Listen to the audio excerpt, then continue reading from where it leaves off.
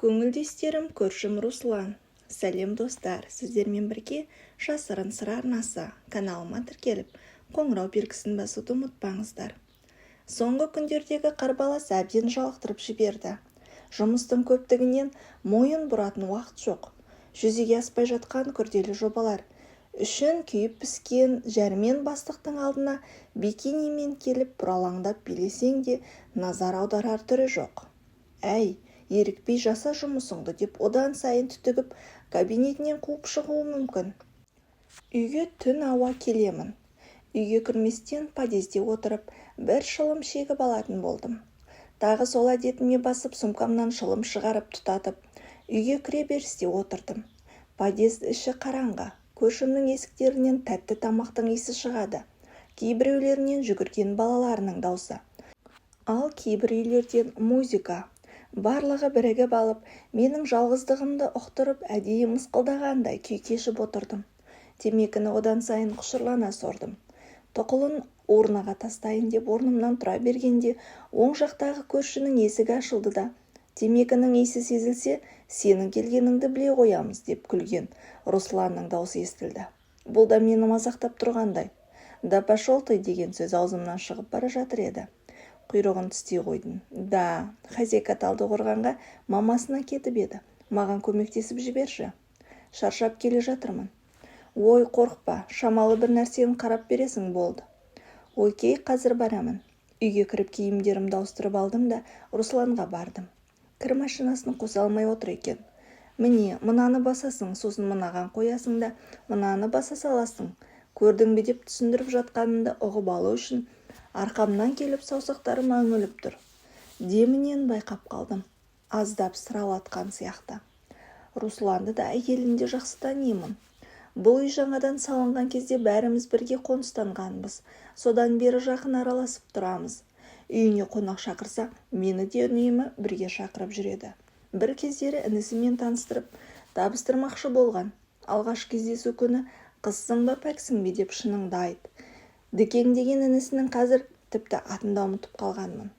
Русланның қысқа шорт ұйымнан көрініп тұрған жұмыр сандарыма қарақштап тұрғанын байқадым да, көрші, ты туда смотри, міне мынаны басасың деп кір машинасының кнопкаларын басып бердім. Ұялып қалдау деймін. Қызарақтап күліп алды. Шығып бара жатыр едім. Давай шай ішейік деді. Әйелі бар кезде кейде кешкі тамақты да осы үйден ішіп жүрмін ғой. Үйреншікті нәрсе. Келістім. Шай іштік. Тоңазытқыштан шарап та келді ортаға. Шаршап отыр едім. Шараптың әр жұтымы өңешті қыздырып, қан тамырларыма тарап басыма шапты. Күнделікті әңгімелер кетіп жатты. Неге күйеуге шықпайсың? Бұл да үйреншікті сұрақ. Дедім көзімді алартып. Бұл сұрақтан жүрегім айнитындай тыжырынып, қарама-қарсы бетпе-бет қараған екі адамның маңдайы тоғысып отыратындай тар столды ортаға алып шарапты тауысуға айналдық. Бір кезде қолымнан ұстады. Ох, жүрегім сырқ ете түсті. Бағанадан бері ойым кіріп шықпаған құмарлық.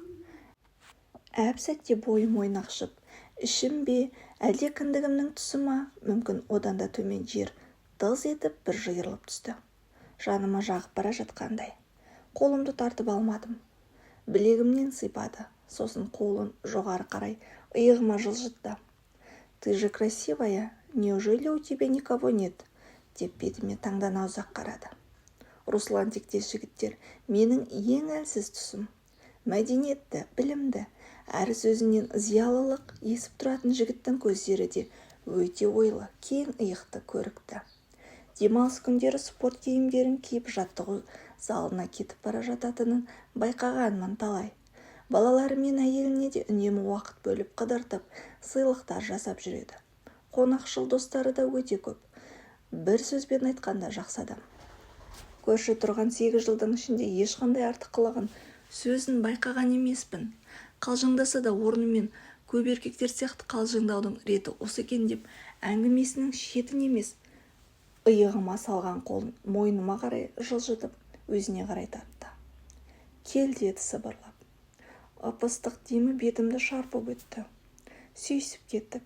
Ерніңді тістелеп, өзінің қызу қанды екенін білдіргісі келіп тұратын аш иттердей тіліңді жұлмалайтындай көп жігітке қарағанда мәдениетті, сауатты сүйседі екен. Көтеріп алып қонақ бөлмесіндегі диванға алып келді. Ерінен бір-екі рет өбіп, содан соң бетіңе ұзақ ойланып қарайтыны тіпті әсерлі. Тура кинодағыдай. Көп айтып не керек, сол күні есімнен ауыстым. Ғашық болып қалуға шақ қалдым. Таңға жақын үйге келдім де ваннадағы жылы суды жатып алып, жаңағы түнді кері ойладым.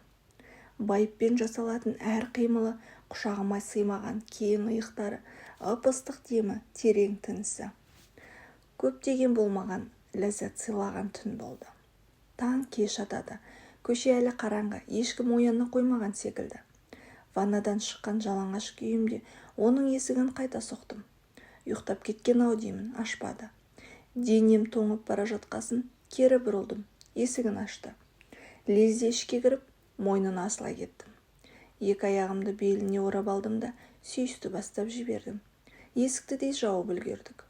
Тура еденге ұмар-жұмар құлай кеттік. Тағы сол ләззат қайталанды. Одеялды жамылып ешкім көрмей тұрғанда өз үйіме кіріп кеттім.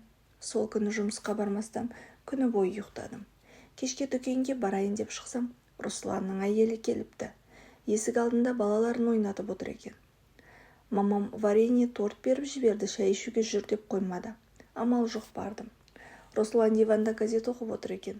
Жүзім дуылдап, қызарып, тынысым тарылып, жүрегім жиі дүрсілдеп кетті. Анау-мынауға қысыла қоймайтын бетпақ жукаларың аяқ астынан осылай ғашық болып қалды.